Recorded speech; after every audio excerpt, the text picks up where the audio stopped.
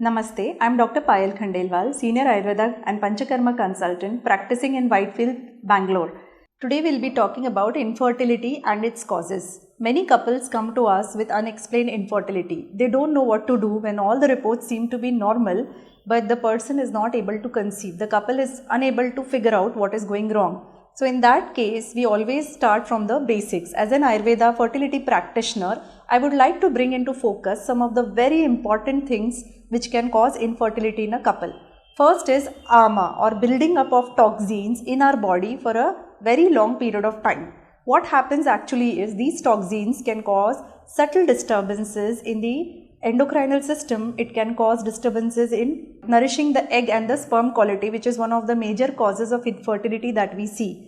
Second, it can cause subtle disturbances in building up the endometrium in the female and cause various inflammations or various other pathologies like endometriosis, adenomyosis in a female.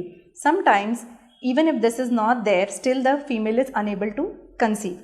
Likewise, in the male, the most subtle disturbances are seen in the morphology of the sperm, that is the structure of the sperm which helps a person to conceive.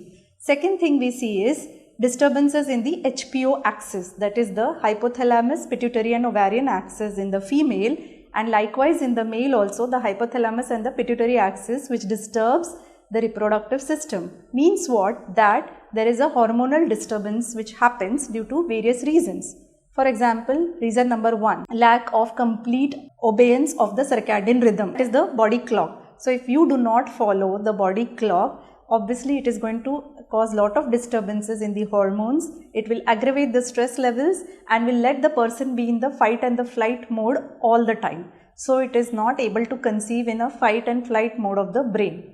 The next thing is lack of exercise, either complete lack of exercise or too much of exercise or unwanted exercises like lifting of heavy weights in females who have endometriosis, adenomyosis, which can cause lot of issues in the menstrual cycle, or lack of knowledge of exercise during the menstrual period, whether one should exercise or not.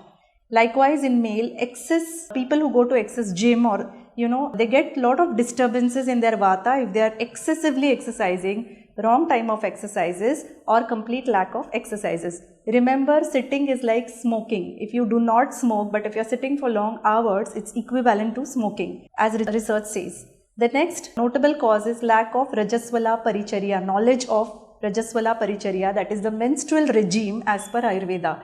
So women's health and happiness is completely dependent on her well-being of the menstrual cycle. If you do not know what to eat or how should your lifestyle be during your menses, it can completely let the hormones go off track. This is very important. Thinking about fertility should ideally begin from the age when a girl hits menarche and a boy hits or becomes an adolescent. So that is when the fertility process should be thought of by the parents also, not in terms of whether they'll conceive or not, but in terms of what nourishing food we can give so that they do not face issues of hormonal disruptions later in life. Next is obesity, where central obesity or BMI being more than 30-35, which can also cause disturbances in the menstrual system. The next cause is addictions, various type of addictions, which could be to smoking, to alcohol, even to mobile watching, and disturbing the entire cycle by staying up late night. So it's very important to remember that one cannot just be watching late night mobile or any screen or gadgets. So the last thing, if before going to bed you are putting or consuming a lot of unwanted data in your system, it is still going to affect and disturb your hormonal cycle. The next is impact of various chemicals which surround us, that is called endocrinal disruptors, or continuously exposure to such chemicals which can cause disturbances in the fertility. So it could be around us in terms of pollutants, in terms of the household things which we use, so many of them we are continuously exposed to. The next is avoiding holding up of natural urges. Now we see that most of the males or females who are working in the offices do hold up natural urges, like going to urine, passing of flatus, that is gas, or even motions at time, and this can also cause lot of Vata disturbances in the body. Then lack of good food, fertility food, and also having correct knowledge of which exercises to do in terms of yoga. Most important is also to work on the mental health, because if the body is continuously in a flight and fight mode, it is not letting the hormones which are important to release for a good fertility or a good pregnancy or good conception to happen. So we have to work on all these aspects. When a couple comes to us, we always start with very basic as to lifestyle regime. What you are eating, when you are sleeping, how are your stress levels, because all this impacts fertility. So it's never unexplained, it's always explained. There is always a cause to it. Then we find out if there is any past history of chronic and illnesses like measles, rubella, chicken pox, anything that a couple has a history of which could affect the further process of fertility.